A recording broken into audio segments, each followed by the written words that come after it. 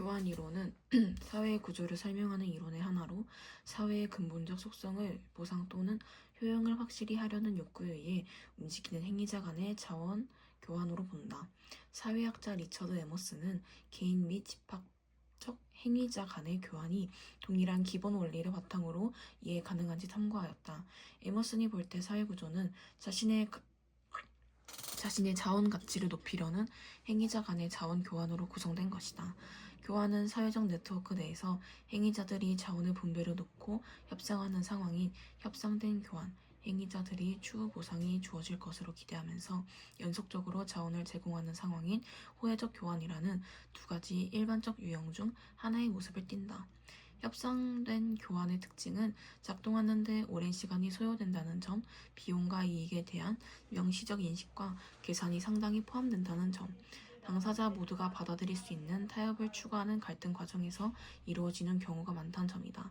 한편 호혜적 교환은 한 당사자가 다른 당사자에게 일방적으로 자원을 주는 것을 포함하며 가치 있는 자원으로 갚으리라는 기대 또한 포함한다. 따라서 호혜적 교환은 우연적으로 일어나는 보상의 연속으로 구성되지만 협상된 교환에서는 자원이 분배되기 전 교환 행위자들 간의 자원에 대한 일련의 제한과 역제한이 이루어진다. 교환 행위에서 행위자는 다른 행위자가 자신에게 자원을 의존하는 정도만큼 권력을 갖는다.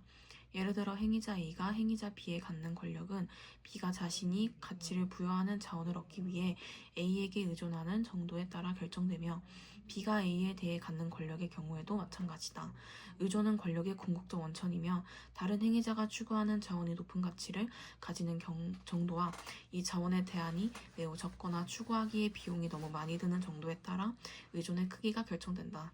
두 행위자는 모두 상당한 정도의 상호 의존성을 보일 수 있는데 각자가 상대방에 대해 큰 권력을 부여하고 그럼으로써 교환관계에서 권력의 총량 또는 평균값이 커지기 때문에 구조적 응집력 또한 증대된다.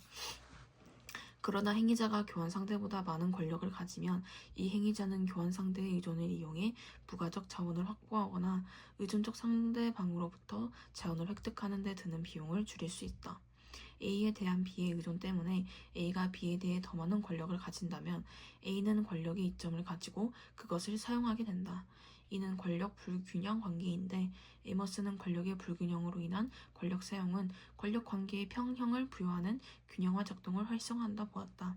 A가 B에 대해 권력의 이점을 가진 상황에서 B에게는 A가 제공하는 자원의 가치를 낮게 평가하거나 A가 제공하는 자원의 대안을 찾거나 자신이 A에게 제공하는 자원의 가치를 증진하거나 자신이 제공하는 자원에 대한 A의 대안을 축소하는 방안을 강구하는 네 가지 선택지가 있다. 이 선택지들은 A에 대한 B의 의존을 감소시키거나 반대로 B에 대한 A의 의존을 증가시킴으로써 교환 관계 균형을 잡는다. 이러한 아이디어를 바탕으로 에머스는 행위자 간의 연결 패턴인 네트워크 구조를 통해 네트워크 내의 중심성과 권력 관계의 변화를 설명하였다. 중심성은 네트워크 내의 다른 위치들을 연결하는 중심이 되는 위치에 있어서 자원의 흐름을 매개한다는 의미다. 에머스는 중심성을 보여주는 네트워크 내에서 높은 중심성을 가진 행위자가 다른 행위자들이 가치를 부여하는 자원을 적절하게 제공하지 못해 자원의 흐름을 제대로 매개하지 못하면 권력은 자원에 대한 직접적 접근을 통제할 수 있는 다른 행위자들을 축으로 붕괴될 것이라고 보았다. 예를 들어 봉건제에서 왕과 영주들의 네트워크 구조를 가정해보자. 왕은 영주들을 연결하는 중심이 되는 위치에 있어서 영주들 사이의 자원 흐름을 매개한다. 영주들은 자기 영지에서 노동들에 대한 지배를 바탕으로 왕에게 자원을 제공하며 노동들이 생산한 자원의 일부를 왕에게 전달한다. 그러면 제공받은 자원에 대해 왕이 무엇으로 갚을지가 문제가 된다. 영주들은 왕의 자신들에게 충분한 보상을 제공하지 않는다고 인식하기 시작하면 교환 관계를 파괴하고 네트워크 내의 권력 관계를 변화시키려고 하게 된다. 이때 권력의 중심은 가장 가치가 높은 자원의 공급 원천이 있는 영주 쪽으로 이동하는 경향을 보인다. 이는 왜 봉건제가 붕괴되는 경향이 있는지 보여준다. 실제 사회의 많은 네트워크에서 권력의 중심은 가장 가치가 높은 자원의 공급 원천 쪽으로 이행하는 것으로 나타났다. 이는 행위자들이 교환관계를 파괴할 가능성이 높지 않은 네트워크에서도 마찬가지였다. 이렇게 에머스는 교환 과정을 네트워크 내에서 일어나는 것으로 개념화함으로써 교환 이론을 사회 구조를 설명하는 수단으로 만들었다.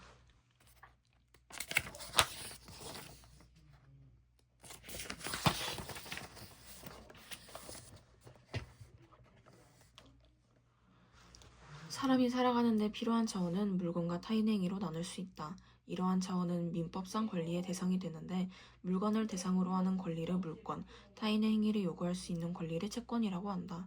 민법에서 권리의 발생, 소멸, 이전 등과 같은 권리의 변동이 일어나려면 그 영향을 받는 당사자들의 합의인 계약이 필요한 것이 원칙이다. 예컨대 채권이 발생하려면 채권자가 채무자 사이에 계약이 필요하고 물권인 소유권이 이전되려면 소유권자인 양도인과 소유권을 취득하고자 하는 양수의 사이에 계약이 필요하다. 그런데 채권이 변동이 계약만 있으면 발생하는 것과는 달리 물권 변동이 일어나려면 계약뿐 아니라 공시 방법도 갖춰져야 한다. 공시 방법이란 어떤 물건에 대해 누가 어떤 권리를 가지고 있는지를 누구나 쉽게 알 수 있게 해주는 방법을 뜻한다. 공시 방법은 물건의 종류에 따라 정해진다. 예컨대 초지나 건물과 같은 물건인 부동산에 대한 물건은 국가가 관리하는 공적 기록인 등기로 공시된다. 공시 방법의 역할은 물건 변동자의 당사자가 아닌 사람에게도 어떤 물건에 대해 누가 어떤 내용의 물건을 가지고 있는지 주는 것이다. 채무자에게만 주장할 수 있는 권리인 채권과는 달리 물건은 모든 사람에게 주장할 수 있는 권리이기 때문이다. 민법상의 권리 변동은 계약 없이 이루어질 수도 있는데 이때는 법률에 규정된 요건이 충족되면 당사자의 의사와 무관하게 권리 변동이 일어난다. 또한 법률에 의해 물권 변동은 계약에 의한 물권 변동과는 달리 공시 방법을 갖추지 않아도 일어난다. 예컨대 빚을 갚지 못한 채무자의 재산을 법원에서 경매하는 경우 법원의 매각 허가 결정을 받은 매수인이 매각 대금을 납부하면 등기를 하지 않아도 곧바로 소유권을 취득한다. 또한 부동산 소유자가 사망한 경우 망인의 배우자나 자녀 등의 상속인은 등기 없이 부동산을 상속한다. 이처럼 법률에 의한 물권 변동은 공시 방법 없이 발생하지만 나중에 공시 방법을 갖출 수 있다. 예컨대 상속인은 상속받은 재산인 부동산에 대해 자신이 상속받은 몫인 상속분을 등기할 수 있다. 물권에는 여러 종류가 있는데 그중 담보물권은 물건의 사용이 아니라 금전채권자의 채권의 회수를 목적으로 한다는 점에서 물건의 사용을 목적으로 하는 소유권 등의 물건과 다르다. 담보물권은 금전지급이라는 특정한 행위를 요구할 수 있는 권리인 금전채권의 실현을 위해 필요하다. 그 이유는 뭘까? 채무자가 금전을 지급할 채무를 이행하지 못하면 채권자는 채무자가 가진 물건을 법원 경매로 팔고 매수인이 납부한 매각 대금을 받을 수 있다. 이때 동일한 채무자에 대한 금전 채권자가 여러 명이면 경매 대금을 각자의 채권액에 비례하여 나눠 가지는 것이 원칙이므로 특정한 채권자가 자신의 채권액 전액을 먼저 받을 수 있는 권리인 우선 변제권은 예외적으로만 인정된다. 담보물권은 이러한 우선 변제권을 내용으로 하는데 우선 변제권은 채무자뿐 아니라 동일한 채무자에 대한 다른 채권자들에게도 주장할 수 있어야 한다. 이를 위해 물건의 성질을 갖추어야 하는 것이다. 담보물권은 소유권 등의 다른 물건들이 가지는 일반적인 성질과는 구별되는 고유한 특성을 가진다. 이러한 특성은 담보물권의 목적은 물건의 사용이 아니라 채권자의 금전 채권 회수라는 것을 방영한다. 첫째, 담보물권은 채무자가 채무 전액을 갚으면 자동으로 소멸하는데 이것은 법률에 의한 물권 변동에 해당한다. 둘째, 채무자가 채무 전액을 갚기 전까지는 담보물 전부에 대해 담보물권이 유지된다. 셋째, 담보물권의 대상은 물건 자체가 아니라 그 물건의 가치이므로 물건이 사라져도 그 물건을 대체하는 이익이 발생하면 그 이익이 담보물권의 대상이 된다. 예컨대 담보물인 주택이 불타 없어지더라도 그 주택의 소유자인 채무자가 화재보험금 청구권을 취득하면 담보물권자는 원래의 담보물 대신 화재보험금에 대해 담보물권을 행사할 수 있다.